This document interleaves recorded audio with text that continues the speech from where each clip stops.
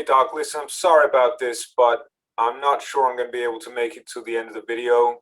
I'm just a little low on battery over here. Okay, how much time do you think you can give me? I'd say a couple of minutes tops. Okay, I think I might have just the thing. Just hang on one moment.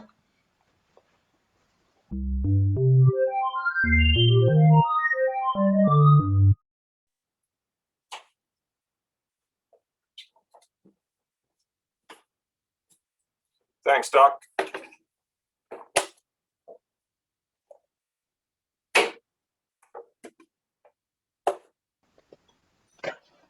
Okay, Derek, do you think that's enough power to get you through to the end of the video? Oh, Doc, this is perfect. Thank you. Fantastic. Okay, well, we've actually had a question in from Dave Judy Dench, and he writes, Dear Life Advice, I have a dream role as the co-caretaker of a beautiful National Trust property in the English countryside. I share the duties with my best friend, Dave Helen Murin. We work well together and delight in showing off the home to the public. Unfortunately, despite the polite signs, some members of the public are unable to resist touching some of the precious furnishings found within the home, and due to COVID restrictions, all surfaces handled by visitors have to be cleaned with industrial-strength antibacterial solvents. These have undermined the integrity of some of the artifacts, damaging them irreparably. Obviously, I would like to avoid further damage to the exhibits, but I worry that if we repress the public's natural instincts to touch the exhibits, those instincts may emerge in other ways, the most likely being drug use and sex addiction. What should I advise the visitors to busy their hands with instead? Thanking you in anticipation, Mr. Dave Judy Dench. Well, this is a common condition. In fact, I recently paid a visit to the Bio Tapestry in Normandy, and I couldn't help myself. I spent several minutes running my fingers over all the ancient, richly textured material and appreciating the craftsmanship and the incredible level of detail.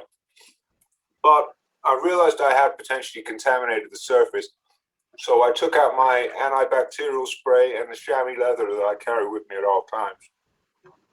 And I set about working on the affected area.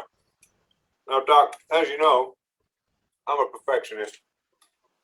And so, as you can imagine, it wasn't long before the whole 70-meter stretch was bleached white. Obviously, the security guards were disappointed, but when it became clear to them who I was, and that they now effectively had a Shoehorn original in their museum, they thanked me and I took a couple of selfies with their kids.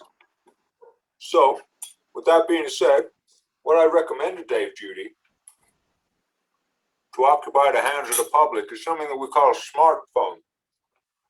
Now, if you issue each visitor with one of those when they arrive, they can just play around with that while they're in your stately home or in any area of natural beauty. And that will ensure that all the surfaces remain untainted. Better still, invite them to use a smartphone to watch a virtual tour of any beautiful place they plan on visiting, and that way they won't even need to leave their home gym. Fantastic actionable points there. I'd really recommend grabbing a smartphone myself, just for your own personal well-being. They're widely available on the open market these days, and you'll be surprised what you can find on there. For instance, mine has a spirit level. Okay, how's that battery now, Derek? Back up to full power, thanks, Doc. In fact, I think I feel a set of squats coming on, so keep growing. No cheat days. Wow, that's got to be the best video so far. So if you liked it, hit like. And if you disliked it, hit subscribe. See you in the next video.